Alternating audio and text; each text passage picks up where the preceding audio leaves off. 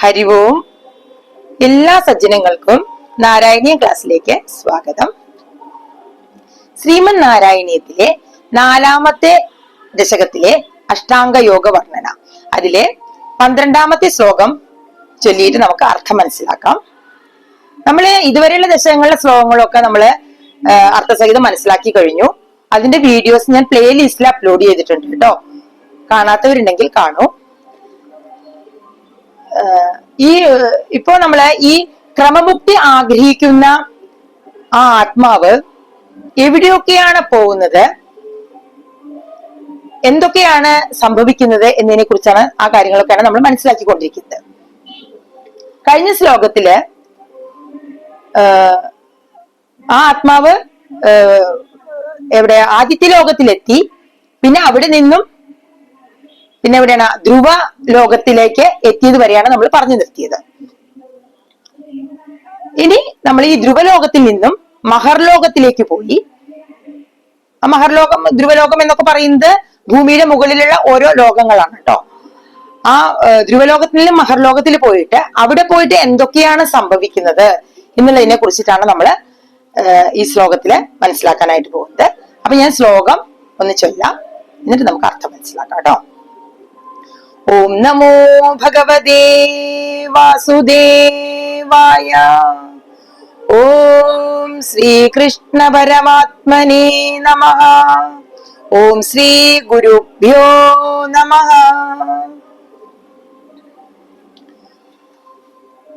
ആസ്തിധോദമഹരാലയേ യദാ ശേഷവക്ത്രദഹനോഷ്മണാർധ്യതേ ഈയതേ ഭവതുപാശ്രയസ്തദാ വേദസപദമദപുരൈവ വാ. അപ്പോ നമുക്ക് ഓരോ വാക്കുകളായിട്ട് അർത്ഥം നോക്കാം. ആസ്തിധോത എന്ന് പറഞ്ഞ ആസ്തിത പ്ലസ് അധ.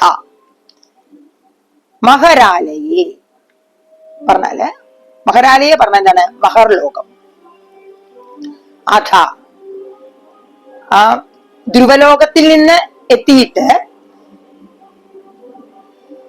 മഹരാലയെ ആസ്ഥിത, ആ മഹർലോകത്തിൽ ഇങ്ങനെ സുഖമായിട്ട് ഇങ്ങനെ താമസിക്കുകയാണ്.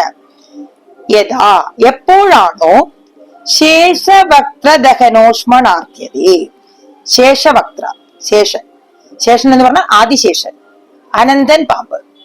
1000 ഫണങ്ങളാണ് അനന്തൻ പാമ്പിന്. ദഹനൻ എന്ന് പറഞ്ഞു കഴിഞ്ഞാല് തീയ്, ഉഷ്മണ പറഞ്ഞ ചൂട്. ആ ആദിശേഷന്റെ വായിൽ നിന്ന് ഉള്ള ആ ചൂടുകൊണ്ട് അർദ്ധ്യതേ പീഡിപ്പിക്കപ്പെടുമ്പോൾ, ക്ലേശിക്കപ്പെടുമ്പോൾ,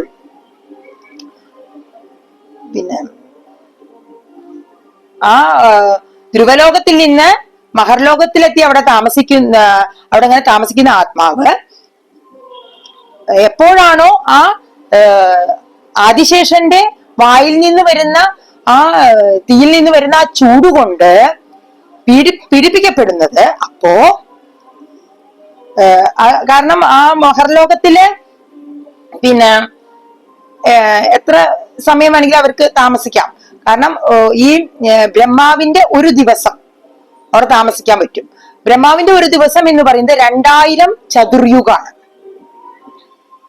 1000 ചതുർയുഗം പകലും 1000 ചതുർയുഗം രാത്രിയും. അതാണ് ബ്രഹ്മാവിന്റെ ഒരു ദിവസം എന്ന് പറയുന്നത്.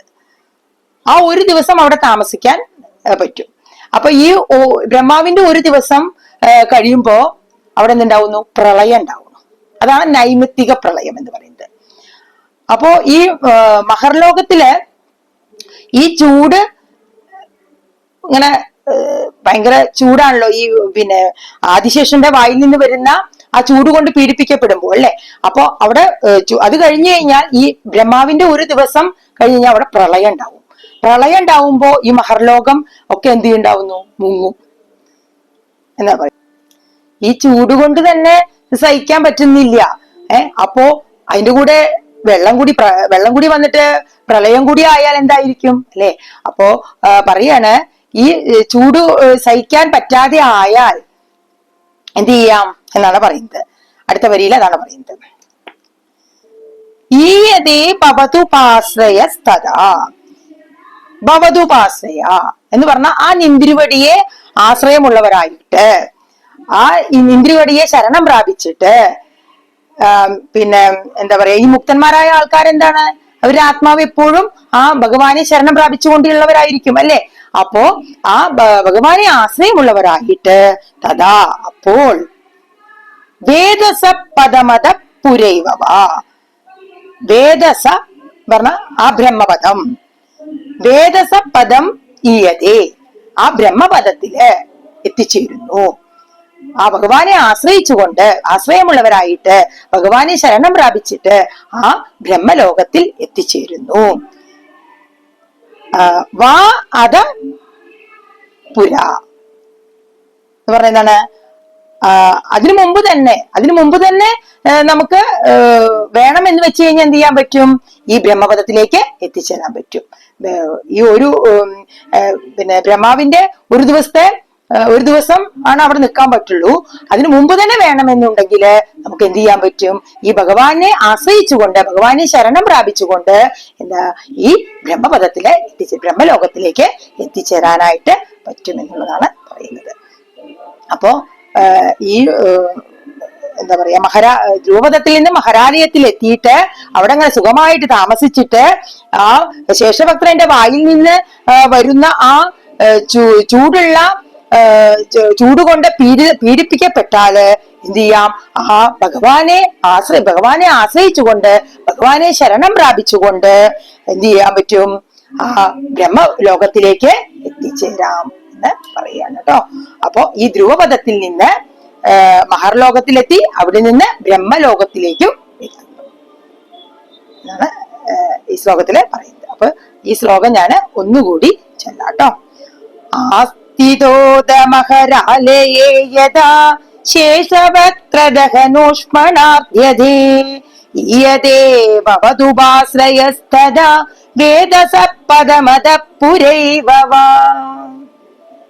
അപ്പോ ഞാൻ പറയുന്നതൊക്കെ നിങ്ങൾക്ക് ഇഷ്ടാവുകയാണെങ്കിൽ നിങ്ങൾ ലൈക്ക് ചെയ്യുക, കമന്റ് ചെയ്ത് അഭിപ്രായങ്ങളൊക്കെ അറിയിക്കുക, മറ്റുള്ളവരിലേക്കൊക്കെ ഷെയർ ചെയ്ത് കൊടുക്കുക. പഠിക്കണം എന്ന് ആഗ്രഹമുള്ള ആളുകളിലേക്കൊക്കെ ഷെയർ ചെയ്ത് കൊടുക്കുക കേട്ടോ. അപ്പോ എല്ലാവർക്കും ഈശ്വരാനുഗ്രഹം ഉണ്ടാവട്ടെ. നാരായണാഖില ഗുരോ ഭഗവൻ നമസ്തേ. സർവത്ര ഗോവിന്ദ നാമ സങ്കീർത്തനം.